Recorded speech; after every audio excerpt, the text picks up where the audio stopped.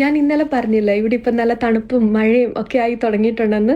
അപ്പം നമുക്ക് രാവിലെ തുടങ്ങി കഞ്ഞി കുടിക്കാനൊരു മോഹമായിരുന്നു. അപ്പം നമ്മൾ ഡിന്നറിന് ഇന്ന് കഞ്ഞിയാണ്. അപ്പം ഞാൻ അടുപ്പത്തോട്ട് അരിയൊക്കെ ഇട്ടിട്ടുണ്ട്. പ്രതീക്ഷ ഏട്ടന് കുറച്ച് തേങ്ങ തിരുമാനും പിങ്കിക്ക് കുറച്ച് മീൽ പ്രപ്പിൻ്റെ പരിപാടിയൊക്കെ കൊടുത്ത് രണ്ടുപേരെ രണ്ടിടത്ത് ഞാൻ പ്രതിഷ്ഠിച്ചിട്ടുണ്ട്. ഞാനപ്പം പ്രതീക്ഷ ഏട്ടൻ തേങ്ങ തിരുമ്മിയപ്പോൾ ചമ്മന്തി അരയ്ക്കാണ്. നല്ല തരിതരി പോലെ തിരുമ്മിയിട്ടുണ്ടായിരുന്നു. അപ്പം ഞാൻ പറയുമായിരുന്നു ഇനി അവിയലിന് ഞാൻ വറക്കുമ്പം പ്രതീക്ഷ ഏട്ടൻ തേങ്ങ തിരുമ്മി തന്നാൽ മതിയെന്ന്.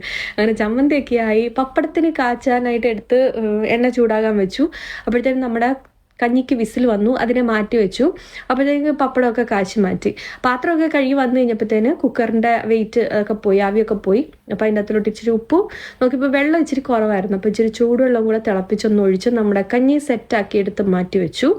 ഇനി കുക്കറിൻ്റെ അകത്തിലോട്ട് തന്നെ നമ്മുടെ ചെറുപയറിട്ട് ഒന്ന് വേവിക്കണം. ഓൾറെഡി കുതിർത്ത് ഞാൻ വെച്ചിട്ടുണ്ടായിരുന്നു. അപ്പോൾ അതെല്ലാം ചേർത്ത് കുക്കറിലോട്ട് വേവിക്കാൻ വെച്ചു. എന്നിട്ട് പിന്നെ അത് വേവുന്ന സമയത്തോട്ട് നമുക്ക് ഇച്ചിരി നേരം ഇന്ന് വർത്താനൊക്കെ പറഞ്ഞ് പ്രേമിക്കാമെന്ന് പറഞ്ഞു. അതിൻ്റെ ഇടയിൽ കുക്കറിന് 2 വിസിൽ വന്നത് സത്യം പറയാൻ കേട്ടില്ല. നല്ലതുപോലെ പയറങ്ങ് വെന്തുപോയി. കുഴപ്പമില്ല, ഇച്ചിരി നല്ലതായിട്ട് വേന്തിരിക്കുന്നതല്ലേ തോരന്, പയറ് തോരന് നല്ലത്.